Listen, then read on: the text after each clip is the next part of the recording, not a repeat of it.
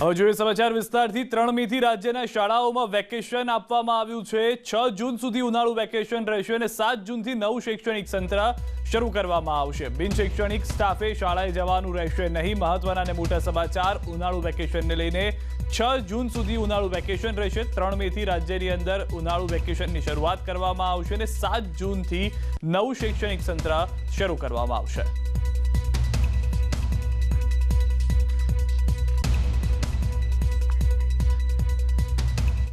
હવે વાત કરીએ કમોસમી વરસાદની।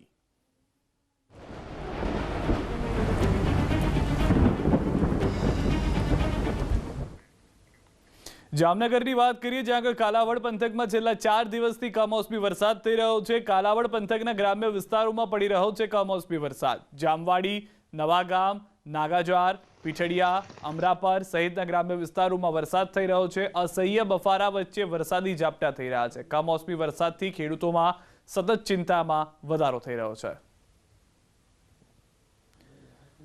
રાજકોટના અનેક વિસ્તારોમાં વરસાદી ઝાપટા પડ્યા છે। પડધરીના ગોવિંદપર આસપાસના વિસ્તારોમાં વરસાદ, લુધિકાના ધુળિયા, ડોમડા સહિતના ગામડાઓમાં વરસાદ, ખેડૂતોને નુકસાનની ભીતિ। મોરબી ટંકારામાં પણ ગાજવીજ સાથે અનેક ગામડાઓમાં વરસાદ પણ શરૂ થયો છે। સાવડી, સરાયા, નેસડા, જબલપુર, સજ્જનપર સહિતના ગામડામાં માવઠું થયું છે। પવન, ગાજવીજ અને કરા સાથે થઈ રહ્યો છે વરસાદ। મોરબી પંથકમાં પણ વરસાદ શરૂ થયો છે। રવાપર, લજાઈ, માંડલ, અંદરણા, જેપુર, ખાખરાળા, બરવાળા સહિતના વિસ્તારોમાં વરસાદી માહોલ થયો છે। ચોમાસા જેવો વરસાદ આવતા ખેડૂતોમાં ચિંતાનું મોજું છે। અમરેલીના બગસરા અને વડિયા પંથકમાં કમોસમી વરસાદ। વડિયામાં સતત ત્રીજા દિવસે વરસાદી ઝાપટા પડ્યા। બગસરાના હામાપુર, માણેકવાડા સહિતના ગામોમાં વરસાદી ઝાપટા થયા છે। ધારી, ગીર પંથકના ગામોમાં કમોસમી વરસાદ। નક્કી, મીઠાપુર, પાણીયા, સુખપુર, દલખણિયા સહિતના ગામોમાં વરસાદ। રોડ રસ્તાઓ પર પાણી વહેતા થયા છે। નાળાઓમાં પણ પાણી વહેતા થયા છે। કેરીના વિસ્તારમાં પવન સાથે વરસાદ થતા ખેડૂતો ચિંતામાં છે। ઉનાળુ પાકમાં પણ નુકસાન થવાની ભીતિ। તો કચ્છના ખાવડા વિસ્તારમાં કરા સાથે વરસાદ થયો છે। ધોરાવર ગામમાં કરા સાથે વરસાદ વરસ્યો છે। વરસાદ બાદ પાણી વહી નીકળ્યા। હવામાન વિભાગની આગાહીની વચ્ચે વરસ્યો છે વરસાદ। રાજ્યમાં મોસમે મિજાજ બદલ્યો છે। ભર ઉનાળે ચોમાસા જેવી સ્થિતિ સર્જાય છે। કોરોનાની આ સ્થિતિને લઈને અનેક જગ્યાએ આવા જ દ્રશ્યો જોવા મળી રહ્યા છે। તો જૂનાગઢના વિસાવદરમાં પણ પવન સાથે વરસાદ જોવા મળી રહ્યો છે। ગ્રામ્ય પંથકમાં કમોસમી વરસાદ, અમુક વિસ્તારોમાં કરા પડ્યા। કાલાસારી, કાલાવડ ગામોમાં વરસાદ, ખેતરોમાં પાણી ભરાતા મુશ્કેલી સર્જાય છે। તો કોરોનાને સાથે કેટલાક શહેરોમાં કમોસમી વરસાદે પણ કહેર મચાવ્યો છે।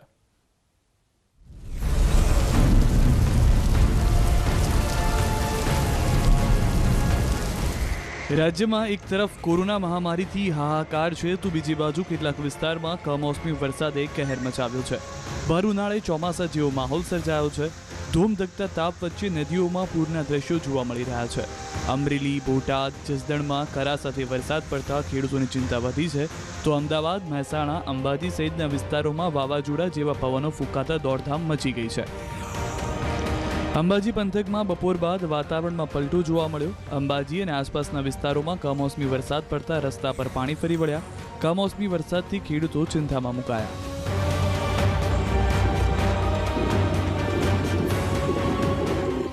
અરવલ્લીના જિલ્લામાં વાતાવરણમાં પલટો આવ્યો। ભિલોડા તાલુકામાં આકાશમાં કાળા ડિબાંગ વાદળો ઘેરાયા અને ઠંડા પવન ફૂંકાતા વાતાવરણ ઠંડક પ્રસરી ગઈ।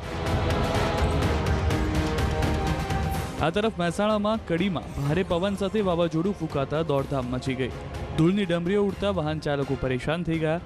તીવ્ર ગતિથી પવન ફૂંકાતા કડીના મોટાભાગના વિસ્તારોમાં વીજ પુરવઠો ખોરવાઈ ગયો। અમદાવાદ શહેરના વાતાવરણમાં પણ પલટો જોવા મળ્યો। દિવસભર વાદળછાયું વાતાવરણ રહેતા ખેડૂતોની ચિંતામાં વધારો થયો। ગઈકાલે રાત્રે ફૂંકાયેલા ભારે પવનને કારણે બોપલમાં કોરોના ટેસ્ટિંગ ડોમ ધરાશાયી થઈ ગયો। આ તરફ અમરેલીના ધારીમાં ભારે વરસાદ પડતા નદીઓમાં નવા નીર આવ્યા। મંગળવારે 1 કલાક સુધી વરસાદ ખાબકતા સ્થાનિક નદીમાં પૂર આવ્યું। અચાનક જ કરાનો વરસાદ ખાબકતા લોકો પણ સ્તબ્ધ થયા છે। માવઠાથી કેરીના પાકને વ્યાપક નુકસાન થયું છે। ઉત્તર ગુજરાત વિસ્તારમાં કમોસમી વરસાદ પડવાની સંભાવનાને પગલે સાબરકાંઠામાં આગવું આયોજન કરાયું છે. ડિઝાસ્ટર મામલતદારે માર્કેટયાર્ડમાં તથા ખેડૂતોના વાહનમાં ખુલ્લું અનાજ તાડપત્રીથી ઢાંકી દેવા જાણ કરી છે. ઉત્તર ગુજરાત અને સૌરાષ્ટ્ર કચ્છમાં 27 થી 30 એપ્રિલ દરમિયાન કમોસમી વરસાદ પડવાની સંભાવના છે. Bureau report, news 18 Gujarati. ગુજરાતના ખેડૂતો માટે મોટા સમાચાર છે. હવામાન વિભાગે રાજ્યમાં આગામી 5 દિવસ સુધી થંડરસ્ટ્રોમની આગાહી કરી છે.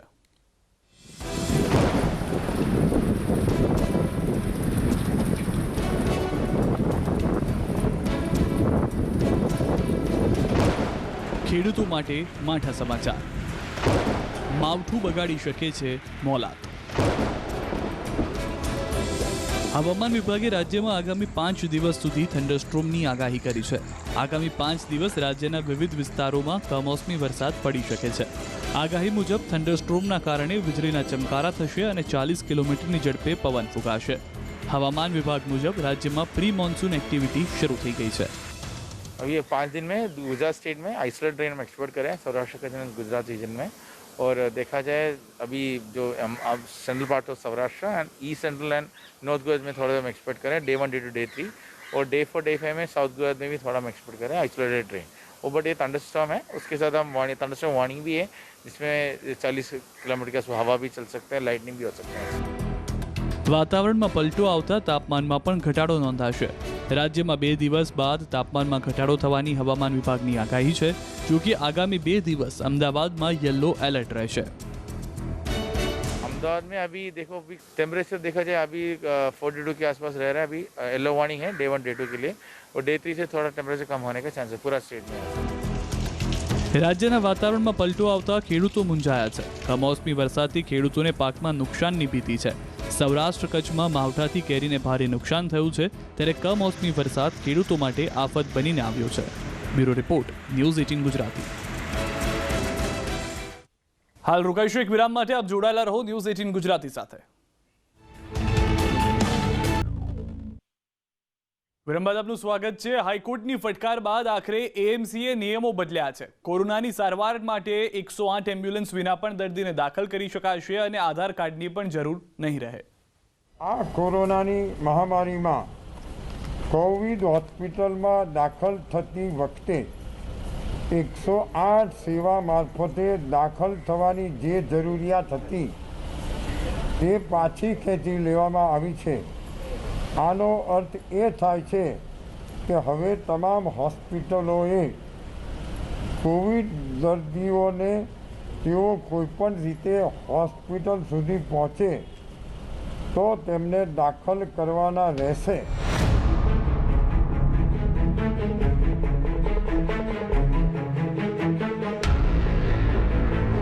મોડે મોડે પણ તંત્ર જાગ્યું. વ્યવસ્થાના અભાવે અનેક લોકો ચિતામાં પોઢી ગયા, ત્યારે તંત્રએ નિયમ બદલ્યો. ગુજરાત હાઈકોર્ટે આ બાબતે ગંભીર નોંધ લઈ સરકારની ઝાટકણી કાઢ્યા બાદ આજે સાબરમતી રિવરફ્રન્ટ ખાતે ડોક્ટર રાજીવ કુમાર ગુપ્તા અને મ્યુનિસિપલ કમિશનર સહિતના અધિકારીઓની મળેલી બેઠકમાં કેટલાક નિર્ણય લેવાયા.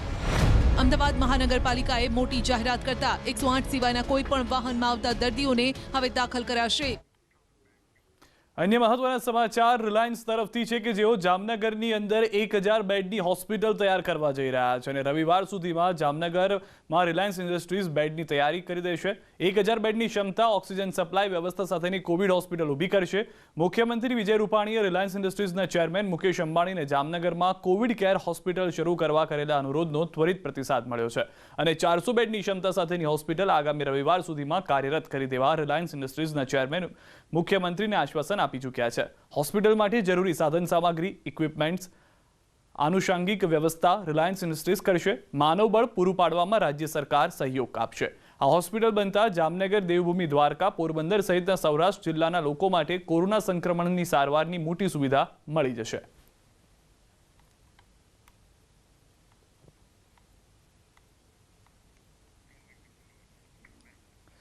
સમાચારોમાં અત્યારે બસ આટલું. દેશ પ્રદેશની તમામ ખબરો માટે આપ જોડાયેલા રહો ન્યૂઝ 18 ગુજરાતી સાથે.